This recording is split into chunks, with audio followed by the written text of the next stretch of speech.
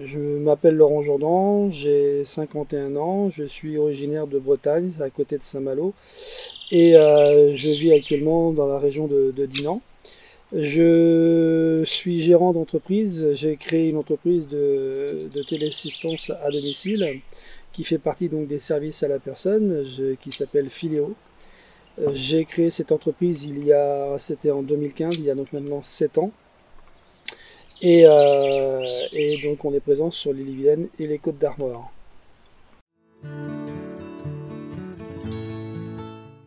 J'ai trouvé que la formation était très, très bien, très bien construite puisque d'une déjà c'est petit comité, donc on a le temps de pouvoir échanger, de pouvoir se poser des questions facilement sans que ça perturbe complètement un groupe, hein.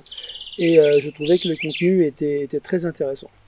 Je trouve que Sandrine a une approche très, très sincère et honnête de son activité et surtout ce côté de l'attention qu'elle porte à l'humain et je trouve vraiment très intéressant.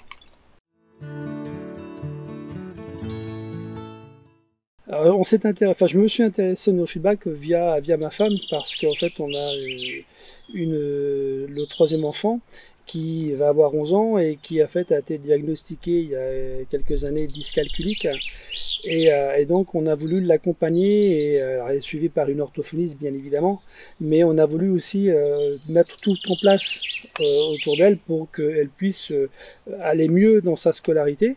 Et donc ma femme est tombée un jour sur internet sur le neurofeedback qu'on ne connaissait absolument pas. Et donc ma femme a fait quelques séances avec ma fille et a trouvé vraiment assez rapidement des changements au niveau de son comportement. Et ce qui nous a interpellés parce que ça fait quand même depuis au moins 7 ans qu'on cherche des solutions, donc on a tout essayé avec plus ou moins de bons résultats et là on a été très surpris voilà, de ce changement, donc on s'y est vraiment très intéressé et on a voulu aller plus loin dans ce qu'était le neurofeedback et essayer de le comprendre. Peut-être pas parce que c'est comme tout, lorsqu'on s'intéresse à quelque chose, c'est parce qu'en fait on y voit aussi un intérêt personnel. Et voilà, alors peut-être que dans mon activité, à un moment donné, ce serait venu, puisque effectivement le fait de protéger et d'être proche des personnes en perte d'autonomie m'aurait peut-être amené à un moment ou à un autre à me poser la question et à découvrir le neurofeedback, mais sinon je ne pense pas. Je ne pense pas.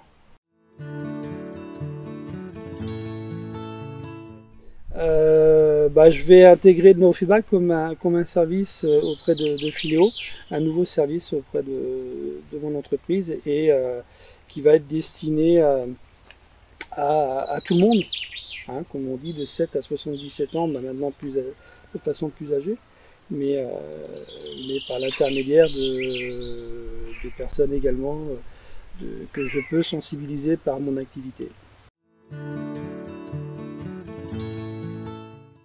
Comme mon activité en fait est à 80% des personnes qui sont en perte d'autonomie et qui sont la perte d'autonomie liée au vieillissement déjà principalement, ensuite aux personnes en situation de handicap, et donc c'est essayer de leur apporter également du bien-être dans ces différentes pages de la vie qu'on peut tourner et vivre.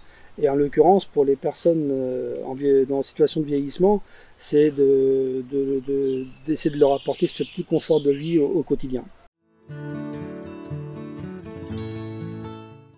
Le fait d'avoir découvert le neurofeedback par la dyscalculie de ma fille, je me suis dit qu'également ça pourrait être intéressant, au-delà de mon activité liée aux personnes âgées, de pouvoir éventuellement, pourquoi pas, le faire découvrir à d'autres parents, parce que nous, on a vraiment mis du temps, on a cherché, on a, entre parenthèses, un peu galéré à trouver des solutions.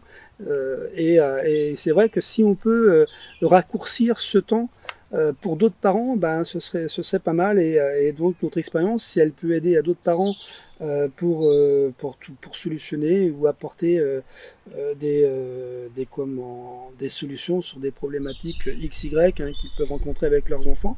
Et donc m'est venue l'idée de pouvoir éventuellement présenter ça à des écoles, soit maternelles, soit primaires, soit secondaires, collèges, lycées et autres. Pourquoi pas? Parce qu'on a tous autour de nous des enfants qui ont peut-être des problèmes de dyslexie, dyscalculique également, dysorthographie. Et voilà, donc si on peut aider ses parents, leurs parents du moins, dans leur démarche et dans leurs solutions, dans la découverte de solutions. Les enfants, pourquoi? Parce que je pense que un enfant, s'il veut qu'il réussisse dans son cursus scolaire, on n'est pas tous faits de la même façon, on a tous des problématiques et de pouvoir justement les aider dans leur quotidien à l'école et leur apporter des clés.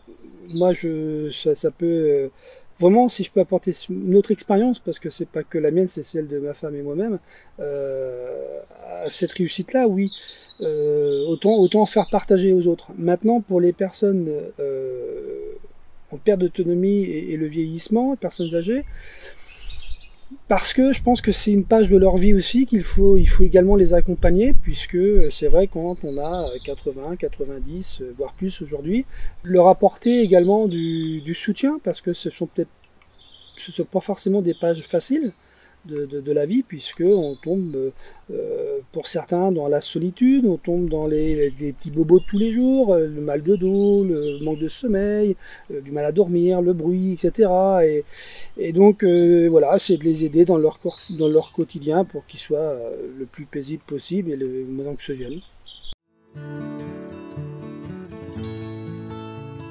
Ouais, moi je pense que effectivement, je suis quelqu'un qui rebondit assez vite et c'est vrai que je trouvais que ça pouvait être intéressant au niveau des traîneurs d'avoir par région, pourquoi pas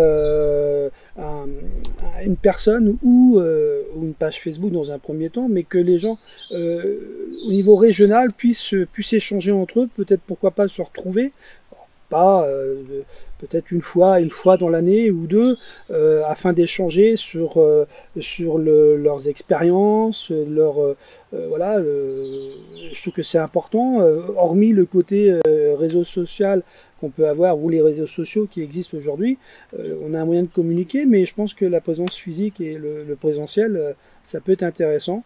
Et voilà, et puis les expériences des uns peuvent servir aux autres, donc je trouvais ça intéressant. Puis c'est de créer une communauté, parce que c'est vrai que c'est peut-être plus facile de se retrouver entre personnes qui sont entraîneurs en Bretagne que de se retrouver avec des gens qui sont soit dans le sud de la France, dans l'Est ou dans le Nord, la raison géographique également, quoi. Non, j'ai rien à rajouter de plus, si ce n'est que vous voyez qu'en Bretagne il fait beau, hein, donc on dit toujours qu'en Bretagne il pleut, on entend les petits oiseaux, le ciel est bleu, c'est sympa, on a la mer qui est pas très loin. Non, mais pour dire qu'on est vraiment heureux de cette expérience et de cette formation, parce que Sandrine est vraiment quelqu'un de sympa et je recommande vraiment à des gens qui se posent encore ces questions de se dire c'est quoi le neurofeedback, de découvrir, de regarder sur internet, de chercher, parce que faut pas forcément attendre sur les autres pour trouver des solutions, et il faut les trouver des fois soi-même. Nous, on l'a vécu avec notre fille, hein. Donc voilà, aujourd'hui on a une multitude d'organismes qui existent, qui peuvent vous apporter des réponses, mais en fait j'ai l'impression que parfois il y a des uns qui ne communiquent pas forcément bien avec les autres, et qu'on laisse aux parents le soin de trouver des solutions. Donc oui, parce qu'il faut que les parents s'impliquent, je trouve ça très important. Mais voilà, donc moi je suis content aujourd'hui d'avoir découvert le neurofeedback. Pour ça, et puis pour des rencontres agréables dans le futur qui vont certainement arriver.